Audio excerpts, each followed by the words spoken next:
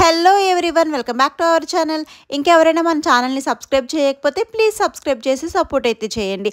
ఈరోజు ఈ వీడియోలో నేను పాంఫ్రెట్ ఫిష్ ఫ్రై అయితే చూపించబోతున్నాను అనమాట. నేనైతే ఫస్ట్ టైం చేస్తున్నాను. తెలుగులో వీటిని చందువా చేపలు అంటారంట. మాకు అన్నమ్మ వాళ్ళ డాడీకి ఎప్పటి నుంచో ఈ చేపల ఫ్రై తినాలని చెప్పేసి ఉందంట. సో నేను తీసుకొస్తాను, ఫ్రై చేస్తావని అడిగారు. ఫ్రై చేస్తాను కానీ అది ఎలా వస్తుందో హామీ ఇవ్వలేనని చెప్పాను అనమాట. ఎందుకంటే నేను ఫస్ట్ టైం ట్రై చేస్తున్నాను కాబట్టి.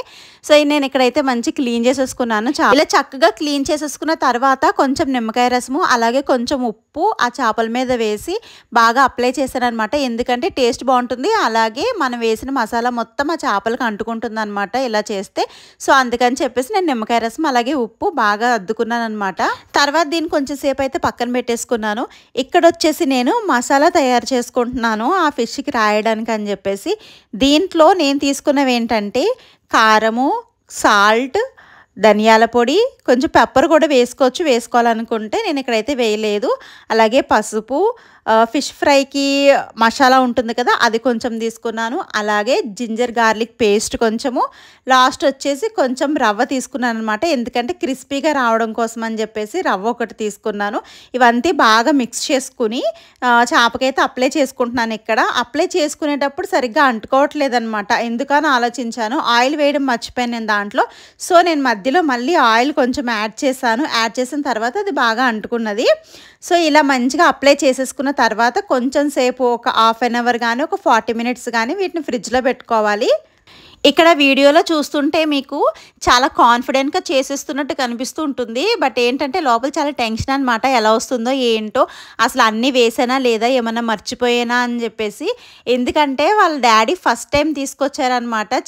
చేస్తావా అని అడిగి మరీ తీసుకొచ్చారు. అది కానీ బిస్కెట్ అయ్యిందంటే అనవసరంగా పరుగు పోతుంది. అందుకని చెప్పేసి చాలా ఒళ్ళు దగ్గర పెట్టుకుని చేశాను. ఇంకా చేసిన మసాలా మొత్తము ఈ 2 చేపలకి అప్లై చేసేసిన తర్వాత ఫ్రిడ్జ్లో ఒక 40 మినిట్స్ పెట్టి తీసేసాను. తర్వాత ఇక్కడ వచ్చేసి బాండి పెట్టుకుని అందులో డీప్ ఫ్రైలా కాకుండా అలాగే లైట్గా కాకుండా ఆయిల్ వేసుకుని దాంట్లో ఫిష్ని అయితే చక్కగా ప్లేస్ చేసుకున్నాను అనమాట. మేము ఎలాగో మసాలాలు ఎక్కువ తింటాం కాబట్టి చేసిందంతా కూడా రెండింటికి అప్లై చేసేసాను. ఇప్పటి వరకు నేను చేసింది ఎగ్జామ్ ప్రిపరేషన్ అయితే ఇది ఎగ్జామ్ అనమాట. మొత్తం చేప మొత్తం వేగేదాకా దాన్ని ఫ్రై చేస్తూనే ఉండాలి, మాడిపోకుండా చూసుకుంటూ మీడియం ఫ్లేమ్లో చక్కగా వేయించాలి. ఇది బాగా ఫ్రై అవ్వడానికి మాత్రం చాలా టైం పట్టిందనమాట. టైం పట్టినా పర్వాలేదు కానీ అదైతే నీట్గా విరిగిపోకుండా రావాలి, అలాగే బాగా కుక్ అవ్వాలి కదా.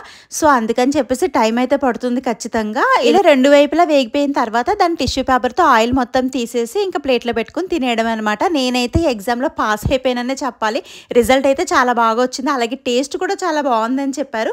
మీకు కూడా నచ్చినట్లయితే ప్లీజ్ మన ఛానల్ని సబ్స్క్రైబ్ చేయండి. Thank you.